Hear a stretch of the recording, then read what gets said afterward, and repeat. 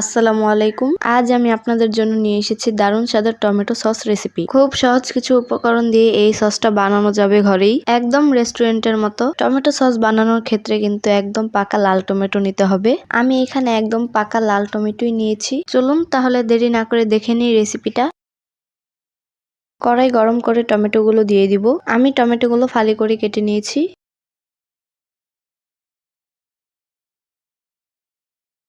এবার এতে দিয়ে দিব 10 থেকে 12টা রসুনের কোয়া এবং পরিমাণ মতো লবণ।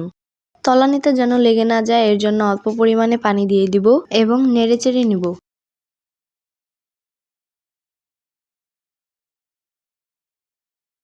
কিছুক্ষণের জন্য ঢাকা দিয়ে দিব। ঢাকনা উঠিয়ে নেড়েচেড়ে দিব।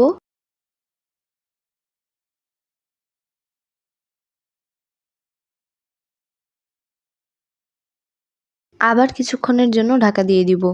ঢাকনা উঠিয়ে দেখে নিব টমেটোগুলো সিদ্ধ হয়েছে কিনা। টমেটোগুলো পুরোপুরি সিদ্ধ হওয়ার জন্য আরো কিছুক্ষণ জাল করে নিব।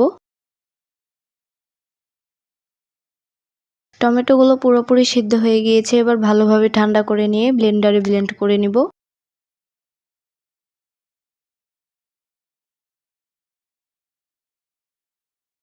আমার টমেটোগুলো ভালোভাবে ব্লেন্ড করা হয়ে গিয়েছে। এবার একটা ছাঁকনির সাহায্যে ছেঁকে নিব।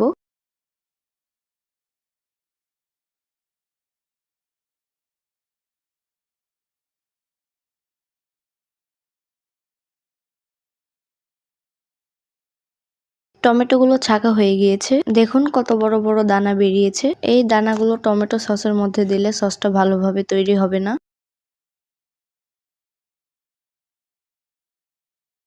দেখুন টমেটোটা ছেঁকে নেওয়ার পর কত সুন্দর লাগছে দেখতে।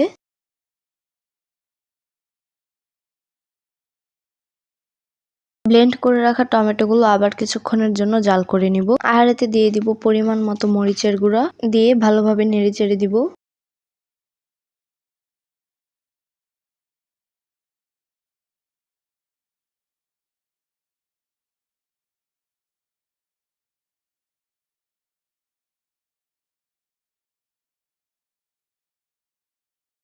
এবার আমি একটা বাটিতে দিয়ে দিব 2 চা চামচ কর্নফ্লাওয়ার এবং পরিমাণ মতো পানি দিয়ে ভালোভাবে নেড়েচেড়ে মিশিয়ে নিব।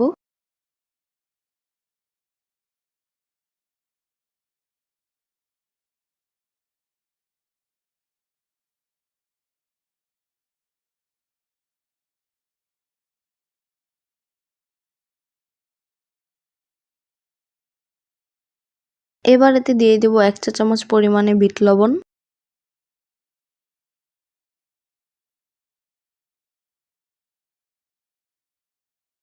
বিট লবণ ভালোভাবে নেড়েচেড়ে মিশিয়ে নিয়েছি। এবার দিয়ে দিব পরিমাণ মতো চিনি এবং ভালোভাবে নেড়েচেড়ে দিব।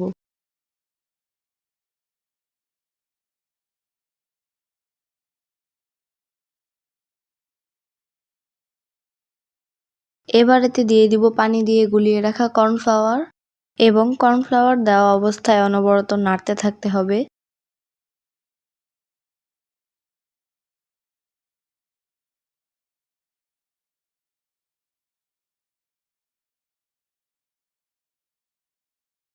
যদি দেখেন যে টমেটো সসটা এরকম আঠালো হয়ে এসেছে, তাহলে বুঝবেন টমেটো সস একদম তৈরি।